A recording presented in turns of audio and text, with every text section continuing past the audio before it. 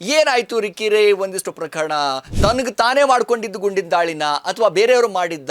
ಮುತ್ತಪ್ಪ ರೈ ಮಗನ ಮೇಲೆ ಒಂದಿಷ್ಟು ರಿಕ್ಕಿ ರೈ ಮೇಲೆ ಯಾವಾಗ ಗುಂಡಿನ ದಾಳಿ ಆಗುತ್ತೆ, ಸಾಕಷ್ಟು ಸದ್ದನ್ನ ಮಾಡೋದಕ್ಕೆ ಆರಂಭ ಆಗುತ್ತೆ. ಸೊ ರಸ್ತೆ ಪಕ್ಕದ ಲೇಔಟ್ ನ ಕಾಂಪೌಂಡ್ ಒಳಭಾಗದಿಂದ ಫೈರಿಂಗ್ ಆಗಿರಬಹುದು. ಫೈರಿಂಗ್ ಆಗಿರುವ ಗುಂಡು ಕಾರಿನಿಂದ ಹೊರಗೆ ಹೋಗಿಲ್ಲ, ಹೀಗಾಗಿ ಎಷ್ಟು ದೂರದಿಂದ ಫೈರ್ ಮಾಡಿದ್ದಾರೆ ಎಂಬುದು ಕೂಡ ವಿಶ್ಲೇಷಣೆ ಮಾಡ್ತಾರೆ ಪೊಲೀಸ್ ಅಧಿಕಾರಿಗಳು. ಸ್ವಯಂ ದಾಳಿ ಮಾಡಿಸಿಕೊಂಡು ರಿಕ್ಕಿ ರೈ ಒಂದಿಷ್ಟು ಇಕ್ಕಟ್ಟಿಗೆ ಸಿಲ್ಕೊಂಡ್ರ ಅನ್ನುವಂತ ಪ್ರಶ್ನೆಯು ಕೂಡ ಸಹಜವಾಗಿ ಮೂಡ್ತಾ ಇರುವಂತದ್ದು. ರಿಕ್ಕಿ ರೈಗೆ 3 ಗನ್ಮ್ಯಾನ್ಗಳಿದ್ದು ತನಿಖೆ ವೇಳೆ 3 ವಿಭಿನ್ನವಾದಂತ ಒಂದು ಹೇಳಿಕೆಯನ್ನ ಕೊಡ್ತಾರೆ. ಏನ ಸುಳಿವು ಅಂತ ನಾವು ನೋಡ್ತಾ ಹೋದಂತ ಸಂದರ್ಭದಲ್ಲಿ ಪೊಲೀಸ್ ವಿಚಾರಣೆಗೆ ಹಾಜರಾದಂತ A1 ರಾಕೇಶ್ ಮಲ್ಲಿ ಪ್ರಕರಣದಲ್ಲಿ ವಿನಾಕಾರಣ ಅನುರಾಧ ಹೆಸರನ್ನ ತಂದಿಡ್ತಾ ಇದ್ದಾರೆ. ಆಸ್ತಿ ವಿವಾದ 6 ತಿಂಗಳ ಹಿಂದೆ ಇತ್ಯರ್ಥ ಆಗಿದೆ. ಇಲ್ಲಿ ಪ್ರಮುಖವಾಗಿ ಇಲ್ಲಿ ಗುರುತಿಸಿಕೊಳ್ಳೋದೆ ವಿಠಲ್ ಅನ್ನುವಂತ ಗನ್ಮ್ಯಾನ್. ಇದರ ಹಿಂದಿನ ಕೈವಾಡ ಏನಿದೆ? ಹಲೋ ನಮಸ್ಕಾರ, ಸ್ಪೀಡ್ ನ್ಯೂಸ್ ನ ವಿಶೇಷ ಕಾರ್ಯಕ್ರಮಕ್ಕೆ ಸ್ವಾಗತ. ನಾನು ಸಿರಾಜ್ ಪಾಲಿಕಾರ್. ಮಾಜಿ ಡಾನ್ ಮುತ್ತಪ್ಪ ರೈ ಪುತ್ರ ರಿಕ್ಕಿ ರೈ ಮೇಲೆ ನಡೆದಿರುವಂತಹ ಗುಂಡಿನ ದಾಳಿಗೆ ಇದೀಗ ಬಿಗ್ ಟ್ವಿಸ್ಟ್ ಸಿಕ್ಕಿಬಿಟ್ಟಿದೆ ಅಂತಾನೆ ಹೇಳ್ಬೋದು. ಯಾಕಂದ್ರೆ ಪೊಲೀಸ್ ಅಧಿಕಾರಿಗಳು ಸಾಕಷ್ಟು ತನಿಖೆಯನ್ನ ನಡೆಸ್ತಾ ಇದ್ದಾರೆ. ಅವರದೇ ಆದಂತಹ ಆಯಾಮಗಳಲ್ಲಿ ಒಂದಿಷ್ಟು ತನಿಖೆಯನ್ನ ನಡೆಸ್ತಾ ಇದ್ದಾರೆ. ಈ ತನಿಖೆಯಲ್ಲಿ ಒಂದಿಷ್ಟು ಬಯಲಾಗ್ಬಿಟ್ಟಿದೆ. ಹಾಗಾದ್ರೆ ಏನಾಯ್ತು ರಿಕ್ಕಿ ರೈ ಒಂದಿಷ್ಟು ಪ್ರಕರಣ?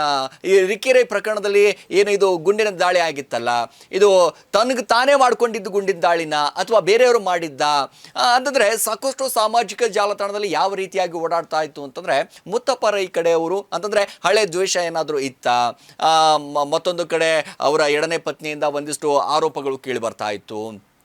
ಅಂದರೆ ಮುತ್ತಪ್ಪ ರೈ ಜೊತೆ ಇದ್ದಂಥ ಸಾಕಷ್ಟು ಜನಕ್ಕೆ ಯಾರ್ಯಾರಿಗೆ ದ್ವೇಷ ಇತ್ತಲ್ಲ, ಆ ವೈಮನಸ್ಸಿತ್ತಲ್ಲ. ಯಾಕಂದರೆ ಈ ಫೀಲ್ಡಲ್ಲಿ ಯಾವ ರೀತಿ ಅಂತಂದರೆ ಹೇಳೋಕ್ಕಾಗೋದಿಲ್ಲ, ಯಾರ್ಯಾರಿಗೆ ಯಾವ ಸಮಯದಲ್ಲಿ ಒಂದಿಷ್ಟು ದ್ವೇಷ ಹುಟ್ಟುಕೊಳ್ಳುತ್ತೆ ಗೊತ್ತಾಗೋದಿಲ್ಲ. ಸೊ ಹಾಗಾಗಿ ಮುತ್ತಪ್ಪ ರೈ ಮಗನ ಮೇಲೆ ಒಂದಿಷ್ಟು ರಿಕ್ಕಿ ರೈ ಮೇಲೆ ಯಾವಾಗ ಗುಂಡಿನ ದಾಳಿ ಆಗುತ್ತೆ, ಸಾಕಷ್ಟು ಸದ್ದನ್ನು ಮಾಡೋದಕ್ಕೆ ಆರಂಭ ಆಗುತ್ತೆ. ಆರಂಭ ಆದಂಥ ಸಂದರ್ಭದಲ್ಲಿ ಪೊಲೀಸ್ ಅಧಿಕಾರಿಗಳಿಗೆ ಒಂದಿಷ್ಟು ಸುಳಿವನ್ನು ಸಿಗುತ್ತೆ. ಅಂತಂದರೆ ಯಾರಿದ್ದಾರೆ ಹಿಂದೆ, ಏನು ಕತೆ, ಅವೆಲ್ಲದಕ್ಕೂ ಕೂಡ ಒಂದಿಷ್ಟು ತೀವ್ರವಾದಂಥ ಒಂದು ತನಿಖೆ ನಡೆಸೋದಕ್ಕೆ ಪೊಲೀಸ್ ಅಧಿಕಾರಿಗಳು ನಿರ್ಧಾರವನ್ನ ಮಾಡ್ತಾರೆ.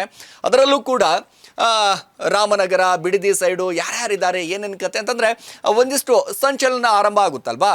ಈ ಫೀಲ್ಡಲ್ಲಿ ಯಾರ್ಯಾರಿದ್ದಾರೆ, ಆಕ್ಟಿವ್ ಯಾರ್ಯಾರಿದ್ದಾರೆ, ಅದರ ಕೈವಾಡ ಯಾರ್ಯಾರಿದೆ ಅನ್ನುವಂಥ ರೀತಿಯಲ್ಲಿ ಪೊಲೀಸ್ ಅಧಿಕಾರಿಗಳು ತಮ್ಮದೇ ಆದಂಥ ಆಯಾಮಲ್ಲಿ ತನಿಖೆಯನ್ನು ಮಾಡ್ತಾರೆ. ಸೊ ಈಗಾಗಲೇ ರಿಕ್ಕಿ ರೈ ಕಾರು ಚಾಲಕ ಬಸವರಾಜ್ ನೀಡಿದಂಥ ದೂರಿನ ಅನ್ವಯ ಮುತ್ತಪ್ಪ ರೈ 2ನೇ ಪತ್ನಿ ಅನುರಾಧ, ಮುತ್ತಪ್ಪ ರೈನ ಒಂದು ಕಾಲದ ಆಪ್ತ ರಾಕೇಶ್ ಮಲ್ಲಿ ಸೇರಿದಂತೆ 4 ವಿರುದ್ಧ ಒಂದಿಷ್ಟು FIR ಕೂಡ ದಾಖಲಾಗಿತ್ತು. ಮತ್ತೊಂದು ಕಡೆ ಪೊಲೀಸರು ಹಲವು ಆಯಾಮಗಳಲ್ಲಿ ಒಂದಿಷ್ಟು ತನಿಖೆ ಕೂಡ ನಡೆಸ್ತಾ ಇದ್ರು. ಸೊ ಗುಂಡಿನ ದಾಳಿ ನಡೆದಂಥ ಸ್ಥಳದಲ್ಲಿ ಸಿಕ್ಕ ಬುಲೆಟ್ ಏನಿದೆ ಇಟ್ಕೊಂಡು ಈ ಬುಲೆಟ್ ಅನ್ನ ಯಾವ ಗನ್ ಮೂಲಕ ಹಾರಿಸಿದ್ದಾರೆ ಎಂಬುದು ಒಂದಿಷ್ಟು ಪೊಲೀಸ್ ಅಧಿಕಾರಿಗಳು ಪರಿಶೀಲನೆ ಮಾಡ್ತಾ ಇದ್ರು.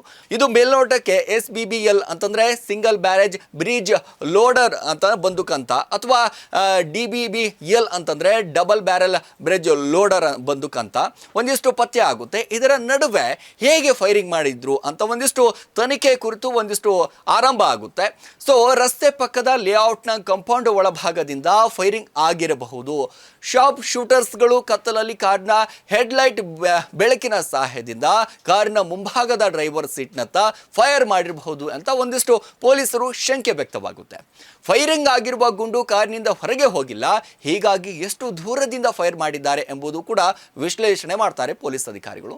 ಸೊ ಈಗ ರಿಕ್ಕಿ ರೈ ಗನ್ಮ್ಯಾನ್ ವಿಠಲ್ ಅನ್ನ ಒಂದಿಷ್ಟು ವಶಕ್ಕೆ ಪಡೆದುಕೊಂಡಿದ್ದಾರೆ. ಅಂದ್ರೆ ಗುಂಡಿನ ದಾಳಿ ಪ್ರಕರಣಕ್ಕೆ ತಿರುವನ್ನು ಪಡೆದುಕೊಂಡಿರುವಂಥದ್ದು, ಮತ್ತೊಂದು ಕಡೆ ಸಾಕಷ್ಟು ಸಂಚಲನವನ್ನು ಮೂಡಿಸ್ತಾ ಇರುವಂಥದ್ದು. ಇಲ್ಲಿ ರಿಕ್ಕಿ ರೈ ಗನ್ಮ್ಯಾನ್ ವಿಠಲ್ ವಶಕ್ಕೆ ಪಡೆದುಕೊಂಡಿರುವಂಥದ್ದು. ಗುಂಡಿನ ದಾಳಿ ಪ್ರಕರಣಕ್ಕೆ ತಿರುವು ಒಂದೆಡೆ ಪೊಲೀಸರು ಇಷ್ಟೆಲ್ಲ ಆಯಾಮಗಳಲ್ಲಿ ತನಿಖೆ ನಡೆಸಿರುತ್ತಿರುವಾಗಲೇ ಪ್ರಕರಣಕ್ಕೆ ಮಹತ್ವದ ತಿರುವು ಸಿಕ್ಬಿಡ್ತು. ಪ್ರಕರಣದ ಸಂಬಂಧ ರಿಕ್ಕಿ ರೈ ಗನ್ಮ್ಯಾನ್ ಮುನ್ನಪ್ಪ ವಿಠಲ್ ಎಂಬಾತನನ್ನ ಪೊಲೀಸರು ವಶಕ್ಕೆ ಪಡ್ತಾರೆ. ಬಿಡದಿ ಠಾಣಾ ಪೊಲೀಸರು ಮುನ್ನಪ್ಪ ವಿಠಲ್ನ ವಶಕ್ಕೆ ಪಡೆದು ಒಂದಿಷ್ಟು ವಿಚಾರಣೆ ಕೂಡ ನಡೆಸ್ತಾರೆ. ಸ್ವಯಂ ದಾಳಿ ಮಾಡಿಸಿಕೊಂಡು ರಿಕ್ಕಿ ರೈ ಒಂದಿಷ್ಟು ಇಕ್ಕಟ್ಟಿಗೆ ಸಿಲ್ಕೊಂಡ್ರ ಅನ್ನುವಂಥ ಪ್ರಶ್ನೆಯು ಕೂಡ ಸಹಜವಾಗಿ ಮೂಡ್ತಾ ಇರುವಂಥದ್ದು. ಏನಪ್ಪಾ ಅಂತಂದ್ರೆ ಸ್ವಯಂ ದಾಳಿ ಮಾಡಿಸಿಕೊಂಡು ಇಕ್ಕಟ್ಟಿಗೆ ಸಿಲ್ಕಿದ್ನ ರಿಕ್ಕಿ ರೈ. ಹಾಗಾದ್ರೆ ಸ್ವಯಂ ದಾಳಿ ಮಾಡಿಸಿಕೊಂಡು ಇಕ್ಕಟ್ಟಿಗೆ ಯಾಕೆ ಸಿಲ್ಕೊಂಡ್ರು, ಏನಾದರೂ ಇವ್ರಿಗಿವ್ರೇ ಮಾಡ್ಕೊಂಡ್ಬಿಟ್ರ ಅಂತ ಪೊಲೀಸ್ ಅಧಿಕಾರಿಗಳು ಆಯಾಮದಿಂದಲೂ ಕೂಡ ಒಂದಿಷ್ಟು ಪ್ರಶ್ನೆ ಮೂಡೋಕ್ಕೆ ಶುರುವಾಗುತ್ತೆ. ರಿಕ್ಕಿ ರೈಗೆ 3 ಗನ್ಮ್ಯಾನ್ಗಳಿದ್ದು ತನಿಖೆ ವೇಳೆ 3 ವಿಭಿನ್ನವಾದಂಥ ಒಂದು ಹೇಳಿಕೆಯನ್ನು ಕೊಡ್ತಾರೆ. ಪೊಲೀಸ್ ಮೂಲಗಳ ತಿಳಿಸಿವೆ ಇಲ್ಲಿ. ಹೀಗಾಗಿ ರಿಕ್ಕಿ ರೈ ಗನ್ಮ್ಯಾನ್ ಮೇಲೆ ಪೊಲೀಸರಿಗೆ ಒಂದಿಷ್ಟು ಅನುಮಾನ ಮೂಡೋದಕ್ಕೆ ಶುರು ಮಾಡಿಬಿಡುತ್ತೆ. ಅಷ್ಟೇ ಅಲ್ಲ, ಪ್ರಕರಣವನ್ನ ಡೈವರ್ಟ್ ಮಾಡಲು ಮುತ್ತಪ್ಪ ರೈ ಎರಡನೇ ಪತ್ನಿ ಅನುರಾಧ, ರಾಕೇಶ್ ಮಲ್ಲಿ ಸೇರಿದಂತೆ 4 ವಿರುದ್ಧ ದೂರು ಕೊಟ್ಟರೆ ಎಂಬ ಶಂಕೆಯೂ ಕೂಡ ಪೊಲೀಸರಿಗೆ ಮೂಡುತ್ತೆ ಇಲ್ಲಿ ಪೊಲೀಸ್ ಮೂಲಗಳಿಂದ. ನೋಡಿ, ಹೀಗಾಗಿ ರಿಕ್ಕಿ ರೈ ಮನೆಯಲ್ಲಿನ ಗನ್ಮ್ಯಾನ್ ಹಾಗೂ ಬುಲೆಟ್ಗಳನ್ನು ಪರಿಶೀಲನೆ ನಡೆಸಿದ್ದಾರೆ. ಈ ವೇಳೆ ತನಿಖಾಧಿಕಾರಿಗಳಿಗೆ ಮಹತ್ವದ ಸುಳಿವೊಂದು ಸಿಕ್ಬಿಡ್ತು. ಏನ ಸುಳಿವು ಅಂತ ನಾವು ನೋಡ್ತಾ ಹೋದಂಥ ಸಂದರ್ಭದಲ್ಲಿ ಪೊಲೀಸ್ ವಿಚಾರಣೆಗೆ ಹಾಜರಾದಂಥ A1 ರಾಕೇಶ್ ಮಲ್ಲಿ ರಿಕ್ಕಿ ರೈ ಮೇಲಿನ ಗುಂಡಿನ ದಾಳಿ ಪ್ರಕರಣ ಸಂಬಂಧ ಮುತ್ತಪ್ಪ ರೈ ಒಂದು ಕಾಲದಲ್ಲಿ ಆಪ್ತ ರಾಕೇಶ್ ಮಲ್ಲಿ ಅವರು ವಿರುದ್ಧ ಒಂದು FIR ದಾಖಲಾಗಿತ್ತಲ್ಲ, ಪೊಲೀಸ್ ವಿಚಾರಣೆಗೆ ಹಾಜರಾಗುವಂತೆ ಒಂದಿಷ್ಟು ನೋಟಿಸನ್ನು ಕೊಟ್ಬಿಟ್ರು. ಆದರೆ ರಾಕೇಶ್ ಮಲ್ಲಿ ಮೊಬೈಲ್ ಸ್ವಿಚ್ ಆಫ್ ಮಾಡಿಕೊಂಡು ಒಂದಿಷ್ಟು ಅಂಡರ್ ಕವರ್ ಆಗಿಬಿಟ್ಟಿದ್ರು. ಅಂದರೆ ರಾಕೇಶ್ ಮಲ್ಲಿ ಬಿಡದಿ ಠಾಣೆಗೆ ವಿಚಾರಣೆಗೆ ಹಾಜರಾದರು. ಅಂತಂದರೆ ಮಂಗಳವಾರ ವಕೀಲರ ಜೊತೆ ಆಗಮಿಸಿದಂಥ ರಾಕೇಶ್ ಮಲ್ಲಿಯನ್ನು SP ಶ್ರೀನಿವಾಸ್ ಗೌಡ ಅವರು ವಿಚಾರಣೆ ನಡೆಸ್ತಾರೆ. ಮುತ್ತಪ್ಪ ರೈ ಎರಡನೇ ಪತ್ನಿ ಅನುರಾಧವು ಕೂಡ ಸದ್ಯಕ್ಕೆ ರಿಲೀಫ್ ಇತ್ತು. ಗುಂಡಿನ ದಾಳಿ ಪ್ರಕರಣದ ಏಟು ಆಗಿದ್ದಂಥ ಮುತ್ತಪ್ಪ ರೈ ಎರಡನೇ ಪತ್ನಿ ಅನುರಾಧವು ಕೂಡ ಹೈಕೋರ್ಟ್ ರಿಲೀಫ್ ನೀಡಿದೆ. ನೋಡಿ, ಅನುರಾಧ ಪ್ರಕರಣದಿಂದ ಕೈ ಬಿಡುವಂತೆ ಹೈಕೋರ್ಟ್ಗೆ ಒಂದಿಷ್ಟು ಅರ್ಜಿಯನ್ನು ಸಲ್ಲಿಸಿದ್ರು. ಅನುರಾಧ ಪರ ವಕೀಲರು ವೆಂಕಟೇಶ ಅರಬಟ್ಟಿ ಮಂಗಳವಾರನೇ ವಾದ ಮಂಡಿಸಿಬಿಟ್ಟಿದ್ರು. ಪ್ರಕರಣದಲ್ಲಿ ವಿನಾಕಾರಣ ಅನುರಾಧ ಹೆಸರನ್ನು ತಂದಿಡ್ತಾ ಇದ್ದಾರೆ. ಆಸ್ತಿ ವಿವಾದ 6 ತಿಂಗಳ ಹಿಂದೆ ಇತ್ಯರ್ಥ ಆಗಿದೆ. ಏಪ್ರಿಲ್ 14ರಂದೇ ಅನುರಾಧ ಯುರೋಪ್ಗೆ ತೆರಳಿದ್ದಾರೆ. ಕೊಲೆ ಯತ್ನ ಕೇಸ್ಗೂ ಅವರಿಗೂ ಯಾವುದೇ ರೀತಿಯಾಗಿ ಸಂಬಂಧ ಇಲ್ಲ ಅಂತ ಅನುರಾಧ ಪರ ವಕೀಲರಾಗಿರುವಂಥ ವೆಂಕಟೇಶ್ ಅವರು ವಾದವನ್ನು ಮಂಡಿಸ್ತಾರೆ. ವಾದ ಆಲಿಸಿದಂಥ ಜಡ್ಜ್ ಅನುರಾಧ ವಿರುದ್ಧ ಬಲವಂತದ ಕ್ರಮ ಕೈಗೊಳ್ಳದಂತೆ ಮಧ್ಯಂತರ ಆದೇಶವನ್ನು ಹೊರಡಿಸಿಬಿಡುತ್ತೆ. ಸದ್ಯಕ್ಕೆ ಅನುರಾಧಗೆ ಒಂದಿಷ್ಟು ರಿಲೀಫ್ ಸಿಕ್ಕಿದೆ ಅಲ್ಲ. ಸೊ ಇದಾದ ನಂತರ ಇಲ್ಲಿ ನಮಗೆ ಸಂಶಯ ಮೂಡ್ತಾ ಇರುವಂಥದ್ದು ಏನಪ್ಪ ಅಂತಂದರೆ ಅವರ ಗನ್ ಮ್ಯಾನ್ ಮೇಲೆ. ಸೊ ಮತ್ತೊಂದು ಕಡೆ ರಿಕ್ಕಿ ರೈ ಮೇಲೆ.